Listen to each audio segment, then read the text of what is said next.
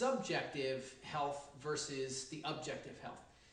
Looking at issues surrounding our health or our fitness in terms of subjective versus objective. So what I mean by the subjective and objective is that looking at the issues that we have. So a lot of times there's things that we're dealing with.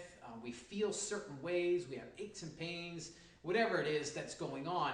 And because we feel a certain way, that's the subjective. We know what we're feeling, but it leads us to certain thoughts about what we're feeling. And those thoughts become basically our beliefs, right? I feel low on energy. I feel like crap today, therefore, blah, blah, blah, right? That's the subjective point of view. Now, the other aspect we want to look at is the objective, right? What's really happening? And in trying to look at the two and see if the two are aligned with each other, because a lot of times the two are actually way out of alignment a lot more than we imagine, right? We tend to look at the subjective things, but we tend to fail to probe deeply enough to get to the objective aspects. So again, if we look at something like maybe you go out to lunch and you have lunch and then you come back and about an hour later or whatever it is, you notice that you're feeling really groggy, you're tired, your focus is diminishing, right? Mentally, you're just not there, your brain's kind of foggy and your energy level, you just feel like crap.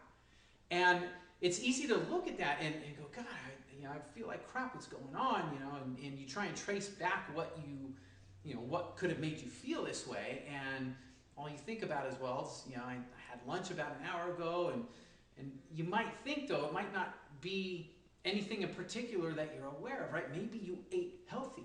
You go through that and go, I had this for lunch, I had a salad, I had a little dressing, maybe a little, bread or a snack with it, or who knows.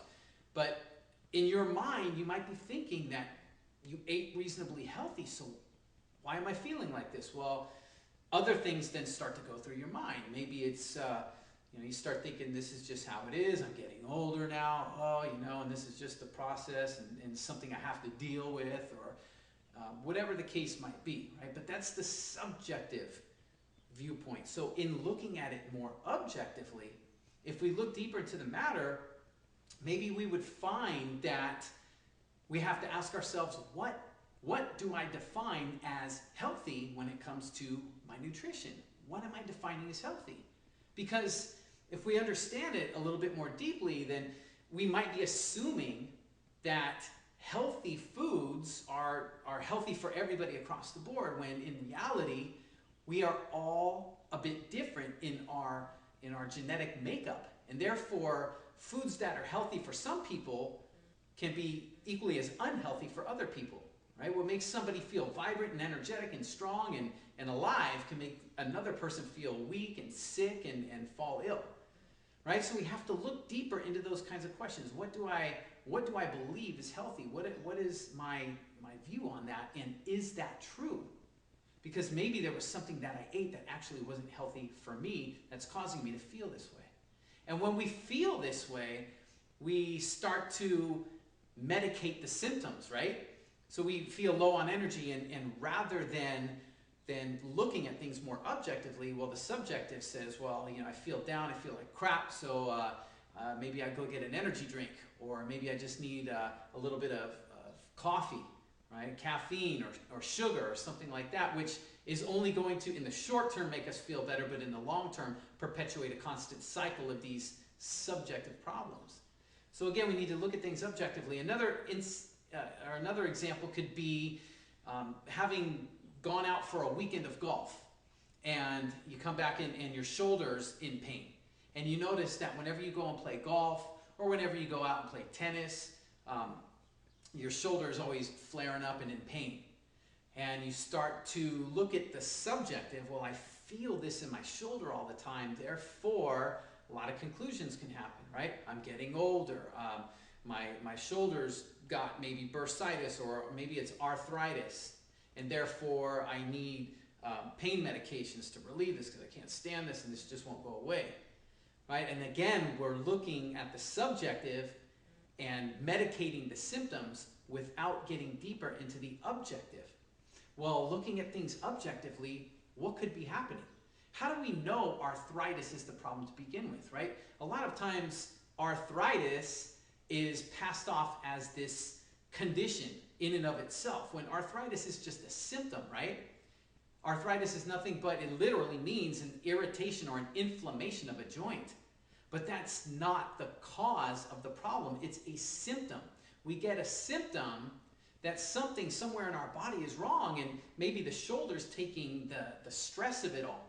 But that's not necessarily the area that the problem's happening. What we have to do is probe deeper. How do we know it's the joint? Maybe it's problems with the muscles we have. Maybe there's some muscle dysfunctions. Maybe we have certain imbalances within our muscles that are causing problems. And the longer those problems go on, can lead to deterioration of the joint. But it doesn't mean that we need to medicate the symptoms with a medication, because all we're going to do is cut off the pain signal, but it doesn't eliminate the trauma that's being done. All that happens is over time, the more we leave the matter unaddressed, we're not addressing the origin of the problem, the symptoms continue to present themselves. They go away, but then they come back. Or they come back with more intensity, more frequency. Or maybe other areas of the body start to become affected until we have this laundry list of aches and pains that we don't know what's going on. They all seem separate, and before we know it, we're taking all kinds of different things to medicate all kinds of different symptoms. When in reality, the thing that would fix it, that would be our best bet, is if we looked at the objective aspects, ask ourselves the deeper questions, and get to the origin of the problem rather than trying to simply address the symptoms of the problem. So that's the big takeaway that I want to bring out here today is are we aligning the subjective things regarding our health and our fitness? Are they aligned with the objective?